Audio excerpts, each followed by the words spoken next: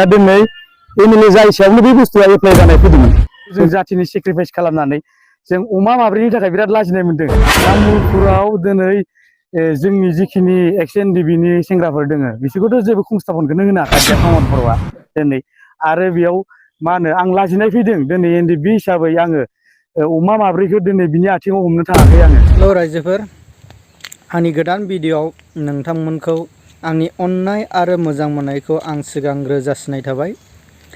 जायफ्रा चेनेलाव गोदान, चेनेलखौ साबस्क्राइब खालामना लानो थाखाय आङो गुरैयै खावलायनाय जाबाय।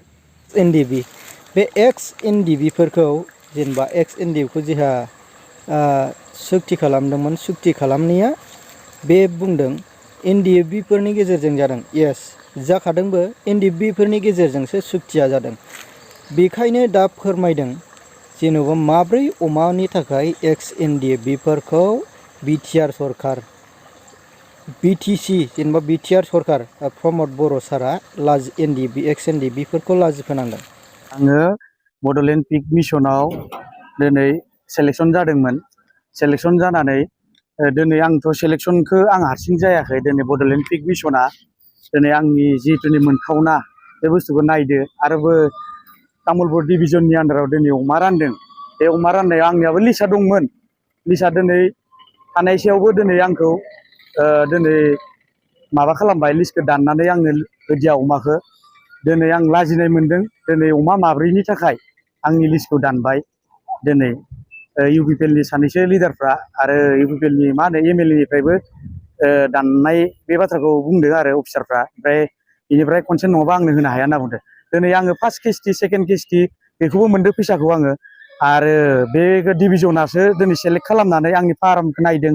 नायनानै आं तेजपुराव ट्रेनिं लादों। फार्स्ट किस्ति, सेकेन्ड किस्ति बे बिलखौबो मोनबाय। ओमफ्राय नै थार्ड किस्तिमोन, थार्ड किस्तिखौबो मोनदिया।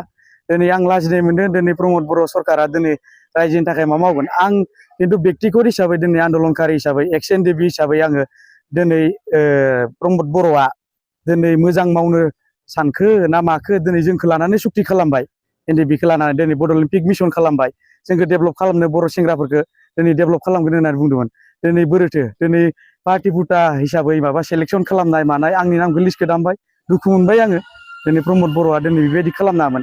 जे बर' हिसाबै गासैनोबो समानै रानना होनांगौमोन, बेखौ आं खावलायो। दिनै एमएलएआ दिनै एमएलए जाय हिसाबावनो बे बुस्थुआ एप्लाइ जानाय फैदोंमोन। दिनै निउस होदोंमोन, जों एप्लाइ खालामबाय। एप्लाइ खालामनायाव बे बुस्थुखौ जोङो दिनै मा होनो जोंनि नामा फैबाय, लिस्ट जाबाय। लिस्ट जानानै दिनै जोंनि लिस्टखौ दानना होबाय एमएलएआ। दिनै एमएलएआ गावनो दिनै एमएलए जायाखैमोन मोनसे समाव। बे समावनो बे बुस्थुआ एप्लाइ खालामनाय फैदोंमोन जोङो अफिसाव, भेटेनारि अफिसाव, तामुलपुर डिस्ट्रिक्ट अफिसाव। दिनै इमान लासिं सिं, खिन्थु जों जाथिनि सेक्रिफाइस खालामनानै जों अमा माब्रैनि थाखाय बिराद लाजिनाय मोनदों। तामुलपुराव दिनै जोंनि जिखिनि एक्स एनडिबिनि सेंग्राफोर दोङो बिसोरखौथ' जेबो संस्थापनखौनो होनो हाखाया प्रमद बर'आ दिनै। आरो बेयाव मा होनो आं लाजिनाय फैदों। दिनै एनडिबि हिसाबै आङो अमा माब्रैखौ दिनै बिनि आथिङाव हमनो थाङाखै आङो। आं दिनै निजेनो ट्रेनिं लादों। ट्रेनिं लानानै निजेनो आङो सेलेक्ट जादों। सेलेक्ट जाबाय, जानानै आं बे बुस्थुखौ आङो दिनै मोननो जयग' थाखायसो आं दिनै आंनि लिस्टआ फैदोंमोन। लिस्टखौबो दाननाय थांदों। नै लिस्टआ दङमोन, फार्स्ट लिस्टआव मैया हराव सानैसो बिसिनि अफिसारफ्रा, भेटेनारिनि अफिसारफ्रा फन हरदोंमोन आंनो। ओमफ्राय फन हरना आंनि लिस्टखौ ओमफ्राय होनाय जानाय नंला, नोंनो फायनाङा होननानै बुंदों आंखौ। दिनै होमबा सारा बिटिआरनि एक्स एनडिबिफोरखौ लासिं सिं खालामनाय जादों। दिनै आं हिसाबै एक्स एनडिबि हिसाबै दिनै आंबो लाजिनाय फैबाय।